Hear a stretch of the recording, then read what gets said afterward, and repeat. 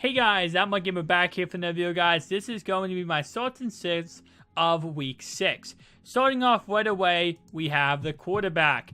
Now, number 1 on my list, I'm not really doing these in any particular order. They're just kind of up there. But I would probably number 1, if I had to rank these, number 1, Kirk Cousins. Now, Kirk Cousins should have a great matchup against the San Francisco 49ers. As of right now, the 49ers are averaging 17.3 points given up to fantasy quarterbacks each and every week. So, theoretically, Kirk Cousins should have quite a game on his hands. Now, obviously, Kirk Cousins has a lot of targets. He has a lot of weapons to work with. So, I'd roughly say he's probably going to at least have 25 fantasy points, maybe even more. Who knows? He likes to rush some in himself for touchdowns. So if he can run himself in a touchdown, we could talk about maybe around 30 points. With that in mind, the hotness himself, the guy that everyone loves right now, Deshaun Watson, the man that throws 5 touchdowns a game. And who knew? Now he plays Cleveland. Shouldn't that be quite an interesting matchup for him? Definitely going to be theoretically probably another 5 touchdown game. Cleveland averages 20 fantasy points to quarterbacks each and every week, so we should see a very, very nice game for Mr. Deshaun Watson. Now, Philadelphia and Carolina do play today, so that means Cam Newton does play today versus the Eagles. Now, I did see that he was questionable, so I would check out his injury status before starting him. Obviously, these guys I'm telling you to start, I'm not telling you to start them over your Aaron Rodgers. I'm not telling you to start them over, the best quarterbacks in the game. I'm telling you to start these guys over, if you have no other option or if you're streaming a quarterback this week. Now, Cam Newton does play the Philadelphia Eagles, who on average give up 17 points to fantasy quarterbacks. Cam Newton, someone actually said, I believe on Twitter, that he is now back. He is MVP Cam. Last week, he not destroyed, but he had an amazing day versus the Detroit Lions. And a lot of people are saying now that's back-to-back weeks where he just had a great week. And a lot of people are saying that he is back to the old Cam Newton, and he's just going to be MVP Cam. Obviously, he put up 33 points versus the New England Patriots. He put up 27 versus the Detroit Lions. And now he gets to play the Philadelphia Eagles, which again, they average 17 points given up to fantasy quarterbacks. Should have a great day for him. Now, next guy we have here is going to be Matthew Stafford. He actually plays the New Orleans Saints, which again, obviously, just like last season, seemed like this season, same thing. New Orleans Saints are a great matchup to play against. I do think the defense did get a lot better in this offseason, but nonetheless, I still feel like they are still that matchup where you see them and you want to start against them. On average, the Saints give up 17.6 fantasy points per game to quarterbacks, so obviously Matthew Stafford should have quite a day. I'm not sure if he's going to have the best, I don't know. I don't want to say I don't think he's going to get like 25, 30 points. Honestly, my prediction for Matthew Stafford in this game is 22 points. That's what I'm predicting he gets, and obviously that's a great week. But nonetheless, they have no running game, and again, the Saints are really good at giving up points to quarterbacks, so it should be interesting to see what happens. Alright, Phil Rivers is next on the list, and he does play Oakland. He plays the Raiders, and the Raiders last week got beaten by Joe Flacco and the Baltimore Ravens, and the Raiders on average give up 16.2 fantasy points to quarterbacks. Phil Rivers should have quite a good day, to say the least. Now, I'm not as confident in Rivers, but, it's kind of just the matchup-based type of thing there, Like, I don't know if Phil Rivers is going to have... I want to say he's going to have a 17-point type of game, which is still good. That's still QB1, but I just don't think he's going to go out there and just destroy and, take names. Obviously, he does have Keenan Allen. Obviously, he does have Tyrell Williams. He has some very good weapons, especially with Melvin Gordon. But I kind of feel like we'll say about 17 points. I might be wrong, and he might get 40 points, but I'm feeling about 17. All right, guys, now going to the running backs. The first running back we have on the list is going to be Doug Martin. Now, Dougie did just come back from a suspension for 4 games, and he looked really, really good against the New England Patriots, 77 yards and a touchdown. Now he plays the Arizona Cardinals. Now, the Cardinals on average, let's see if I can find a stat real fast. They actually are really good against running backs. They actually only average around 19 points to halfbacks in general against them each and every week. So this does seem like on paper a bad matchup. Personally, I think this is going to be a good matchup. Now, let me tell you why. Doug Martin, you know, he came off suspension, and last week, he just ran good. He looked good when he ran. He looked good when he made his cuts. He looked good when he found the hole. He just all around together looked like he knew what he was doing. And obviously, him being experienced, you know, veteran halfback, not surprising at all. But nonetheless, he looked like he knew what he was doing. Again, not trying to repeat that, but that's just plain and simple what my argument is. He looked like he was the old Doug Martin. And the old Doug Martin was not matchup based. The old Doug Martin didn't matter who, you know, he played against. You were going to start him each and every week. And now this new Doug Martin that is injury prone and has issues left and right, a lot of people have this, like, you know, kind of new persona of him of, you don't just start him. You know, you look who he's playing and then you start based on that. No. You start Doug Martin and he's going to have a good week. Next guy we have here is going to be Mr. Javaris Allen, or Buck Allen as the Ravens call him. And he is playing the Chicago Bears. Now, the Chicago Bears, on average, give up 23 points to fantasy running backs. Now, Buck Allen, you know, this is the type of game where Buck Allen should feast. Buck Allen, you know, the Ravens have 2 running backs. We have Terrence West, who's out now for like 4 or 5 weeks. We have Buck Allen, and now we have Alex Collins. We did just promote Bobby Rainey from the practice squad, but who cares about Bobby Rainey? Again, so Buck Allen and Alex Collins. Alex Collins is more the explosive, you know, big play type of guy, while Allen is more of a, you know, just pass-catching role. We dump the ball at the backfield to him. In this game script, based on how I think this game script is going to go, I'm figuring Allen's going to be the one who benefits from being, one thing, he is the main running back. He is the number 1 back, and then Alex Collins is the backup. But he's going to, there's going to be a lot of checkdowns, I believe. I believe with the Chicago Bears, I'm not saying that they're a really good team, and obviously the record kind of indicates that to a certain degree. But what they are good at is they have good linebackers. They have Leonard Floyd. They got Danny Trevathan now coming off of an suspension. And they have Pamela McPhee. They have good linebackers. And this is something that Joe's going to have to not be able to throw to his tight end, not be able to throw the, the short routes across the middle of the field. He's going to have to check it down a lot. And obviously, Buck Allen's going to be the beneficiary to this check downs. He's going to be amazing this week in a PPR league. I think in a standard league, I would still take him, but I would definitely watch out for your options. Next guy we have here is going to be the biggest beneficiary of the trade of AP leaving. I know it's like, who benefits more, Kamara or is it Ingram? Both of them are going to benefit because AP is leaving. To a point, I did say that, you know, AP doesn't matter if he left or stayed in my last video, because of the fact that even if he stayed, they already said, Sean Payton already said to the reporter that, you know, he was going 2 running backs anyway.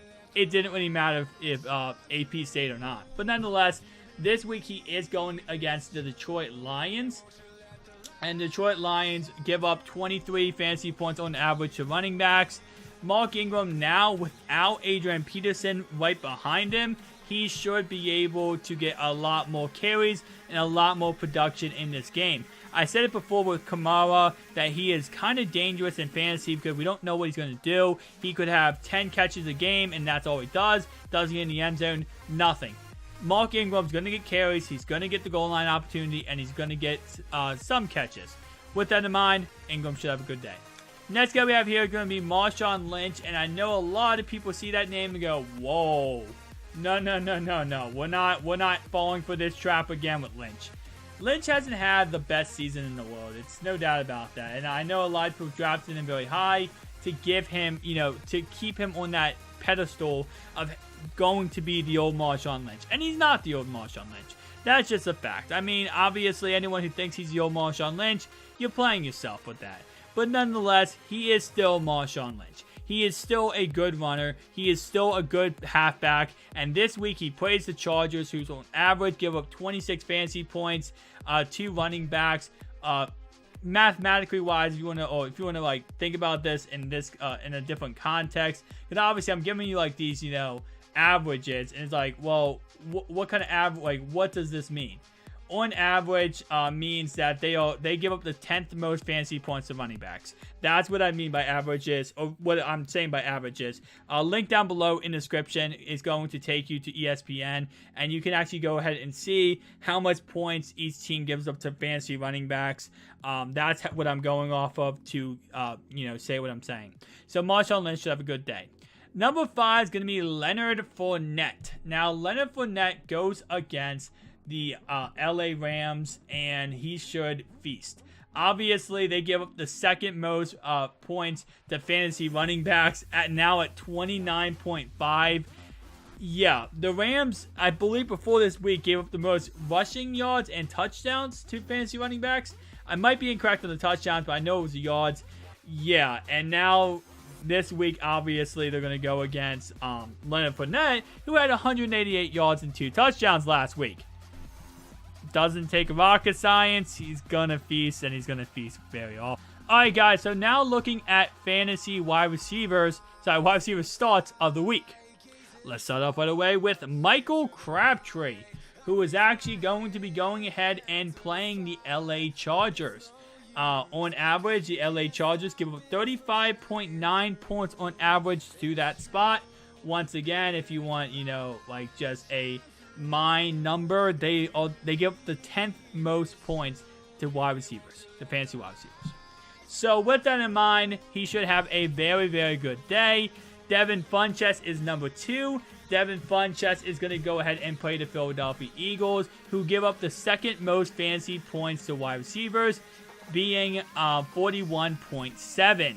Number 3 is going to be T.Y. Hilton. T.Y. Hilton, it goes ahead and plays, he goes ahead and plays the Titans on Monday Night Football. The Titans give up the third most fantasy points to fantasy receivers at 39.6. Number 4 is going to be Pierre Garçon. Now, you might see this and be like, whoa. The Redskins give up the second amount of, they are the second worst team against wide receivers, meaning that they give up the least amount of points at 21.3. You see that and you go, whoa, no. Why would you start a 49er against a team that kills wide receivers and is so good against them? Well, Josh Norman might not play this game. And if Josh Norman might not play this game, I like Pierre Garçon to play this game. So if, Josh Norman plays, don't play Pierre Garçon. If Josh Norman doesn't play, like right now, I believe it says he's not going to play Pierre Garçon. So that is kind of like a different matchup. Again, if the corner plays, don't play him. If the corner doesn't play him.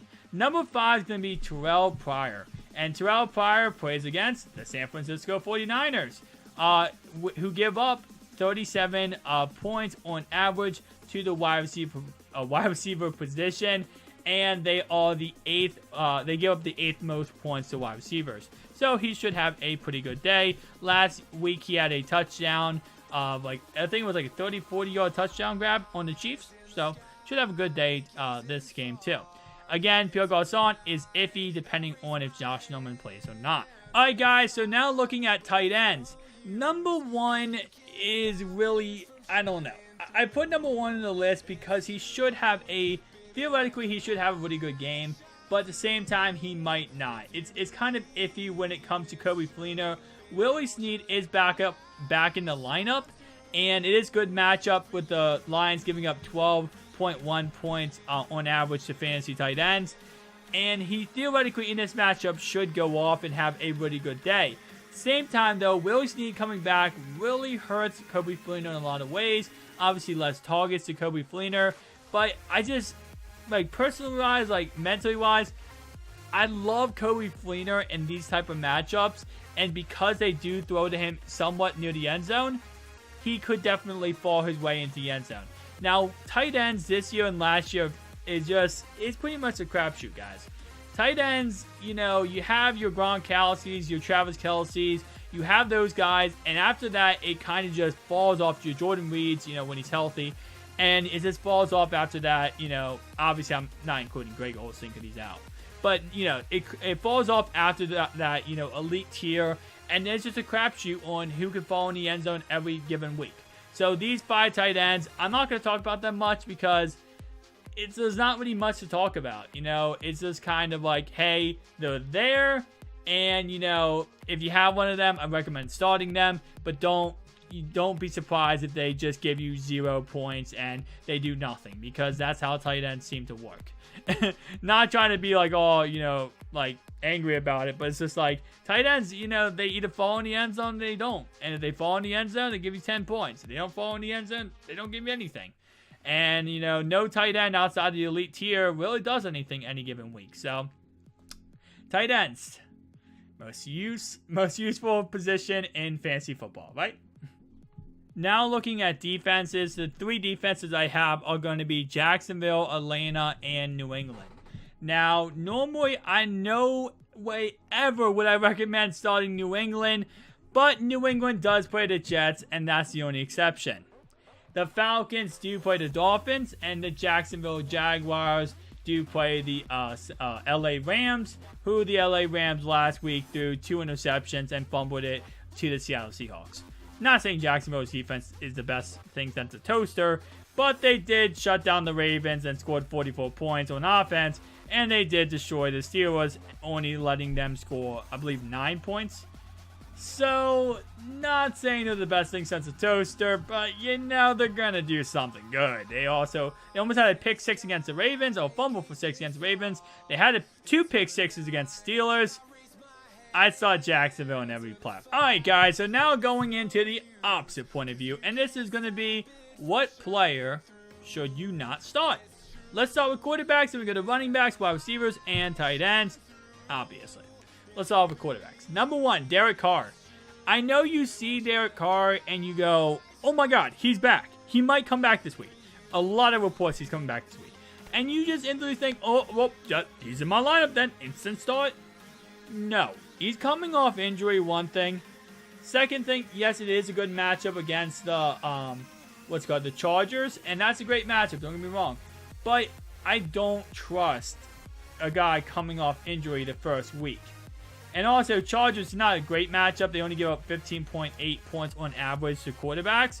But it does look like a good matchup on paper. So therefore, you might think about starting Derek Carr. No, keep him on your bench. Let him fully heal from his injury.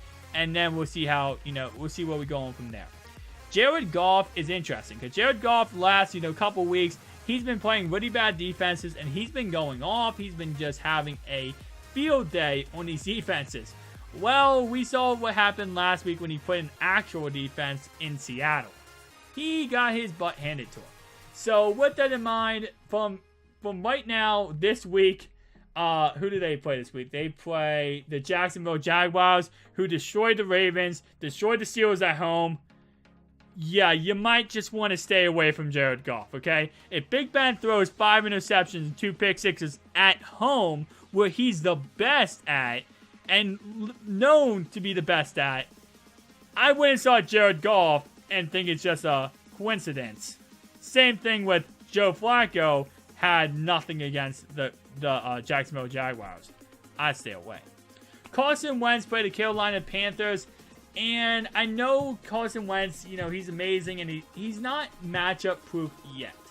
He's getting to that point where he's starting to become matchup proof, but he just simply is not there at the moment. So this week again against the Panthers, I think the Panthers have a really good defense.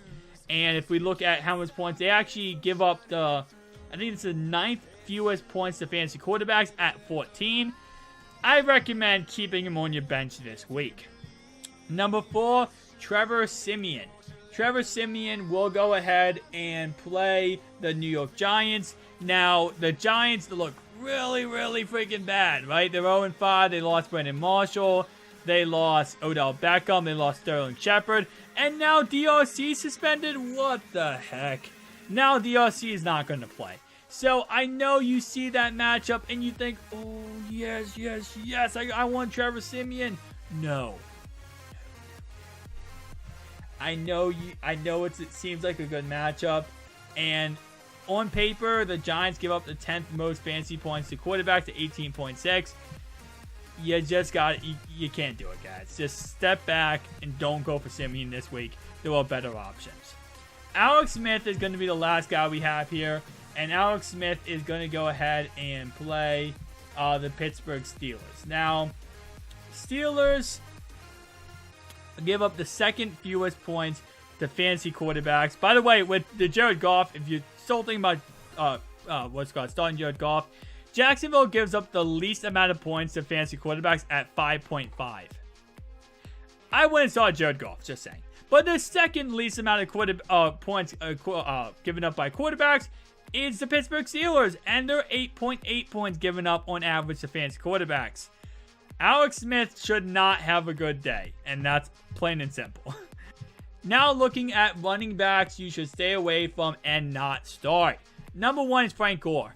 Now, Frank Gore does go ahead and play the Titans, which obviously is already not the best matchup in the world. They only give up, on average, 22.3 points to the running back position. They are actually 12th in the least points allowed category. Now, Frank Gore, there's more reasons than that not to start Frank Gore. Frank Gore, last week, we saw Marlon Mack really explode on the scene and look really good. Now, I'm not saying that Marlon Mack is going to take over Frank Gore. Frank Gore is still going to get his touches, but he's older, and he's going to, get limited. He's not going to get as many good runs as he used to. So, honestly, Frank Gore, I got to say, he might be, kind of slowly going down there. You can't start him this week against Titans, obviously, and I don't know how much more weeks you can actually start him. Tariq Cohen goes against the Baltimore Ravens. Obviously, the Ravens, without Brendan Williams, who Brendan Williams might play this week. It's like up in the air right now, as far as I know. Brendan Williams said that he was, we'd see him sooner than later. I don't know what that means. But anyway, the Ravens give up 24.5 fantasy points to the running back position. Tariq Cohen's not the starter. He is going to be Jordan Howard's backup. Tariq Cohen did not look good last week, and he did not look good the week before. And now Mitchell Trubisky's the quarterback, and Mitchell Trubisky only gave him, I believe, 2 targets. Might be incorrect on that. 1 or 2 targets. And the thing that Tariq Cohen does is he tries to make every play the biggest play in history. And last week, he was running backwards in some plays, trying to get some extra yards, trying to, do some fancy stuff to make a huge play happen. And that's going to really hinder his performance. And now he's playing Baltimore, who I believe is still one of the best defenses in the league. I don't like this matchup. I recommend staying away from it. Next guy we have here is going to be the Texans. The Texans versus the Browns, Isaiah Crowell. The Texans are really good against the run. They are actually, according to ESPN, the 5th. They allow the 5th least fantasy points to the running back position at 19.1. Last week, they only gave up 100 yards to Kareem Hunt, which I know you're like, 100 yards, that's good. It's Kareem Hunt. They only gave up 100 yards to him. That's good. Anyway, though, Isaiah Crowell has not looked good recently. Duke Johnson is the halfback to own in Cleveland. AP is now an Arizona Cardinal. Ooh, yeah. And the Cardinals play Tampa Bay, which you might see that matchup and think, okay, well, it's not the best, but it's not the worst. Tampa Bay gives up the 14th most fantasy points to running backs. So I'll take that matchup all day. Well, AP is now just joining the squad, and, I'd wait a week to see how he gets adjusted. AP needs a lot of carries in order to be amazing, because what he does is he'll run a ball for like 3 yards, 5 yards, 6 yards, 15 yards, 3 yards, 60 yards. And although, yes, that's how AP runs, we got to get a little adjusted to see how everything goes. He is filling the Chris Johnson role, which that means, Ellington's still going to get his work. And it's going to be, in my opinion, just like it was in New Orleans, where it's AP and now Ellington is going to be Kamara. Except there's no Mark Ingram in the way, at least, so I guess that is good for AP. I still think he will have a bad day. Number 5 is going to be LeGarrette Blount.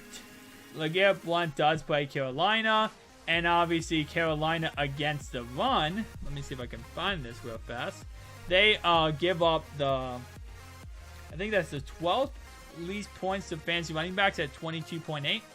So with that in mind, LeGarrette Blount, I just don't think he'll have a good game. The Carolina Panthers do have really good linebackers, and obviously LeGarrette Blount's more of a between the tackles up the middle type of runner, and that's something that, you know, Carolina is going to shut down big. And now looking at don't start wide receivers. Devontae Parker is at the top of the list. Now Devontae does play the Atlanta Falcons, which is already a bad matchup. Devontae got hurt last week though, and that's going to hinder his performance, you know, immensely in this upcoming game. Now, according to ESPN, the Falcons give up the 8th least amount of points to fantasy wide receivers at 28.4 to the whole receiving core, obviously. So with that in mind, Devontae, stay on your bench and don't start him. Sammy Watkins is annoying, and at the same time, it's like, what do you do with him? So the Rams will refuse to pick a number 1 receiver. So until they do, I don't know what to do with Sammy Watkins. This week he plays Jalen Ramsey, and I really don't like that matchup, him versus Jalen Ramsey. If Ramsey does shadow him, or if he goes against Prince, Sammy's not going to do anything. So leave him alone. Don't even touch him. To be honest, if you could trade him, I'd trade him. Amari Cooper is number 3, and Amari Cooper has just looked completely awful. And if Derek Carr is not 100%, you cannot start Amari Cooper. Until Derek Carr is 100% healthy, 110%, you cannot start Amari Cooper. So right now, because he's not 100%, do not start Amari Cooper. Number 4 is going to be Demaryius Thomas. Demaryius does go ahead and play the New York Giants. Now, I know you see that as an easy matchup. Oh, well, no DRC. That's going to be a great matchup. I don't think so. The Giants are 0-5, guys, and I think they're going to come out here with a little bit heat of passion here. And also, they give up the 5th least amount of fantasy points to wide receivers, and they're going to be already ticked off that they're 0-5. I stay away from the New York Giants right now. Demaryius should have a bad game. And number 5 is going to be Randall Cobb. Randall Cobb goes ahead and plays, let me see if I can find this real quick. He goes ahead and plays the Vikings. The Vikings have a really good defense. I mean, that's, you know, they have such a stacked defense that I honestly, this week, I don't even know if I would start Devontae Parker. Not Devontae Parker. Sorry, go ahead and start Devontae Adams. I don't even know if I would start him. The Vikings defense is for real, and they have a really good freaking defense. They have a lot of good depth, and they have a lot of good team in general. I wouldn't start anyone against them this week, especially not. I mean, you can obviously start your Aaron Rodgers, but I don't know who's going to get all the targets, but the Vikings defense. And finalizing this off, we have don't start tight ends. Yeah, just don't start tight ends, guys, okay? You know, just keep it, you know, just don't start any of them. Just say whatever, nah. But seriously, though, these are the 3 tight ends not to start. Eric Ebron, Jared Cook, and Ed Dixon. That's pretty much plain and simple. Maybe these guys will fall in the end zone. I highly doubt it, but of course, it's always a possibility. Anyway, guys, thanks so much for watching. If you enjoyed this video, make sure to like button, subscribe, share if you're new. See you guys in the next one. Peace out.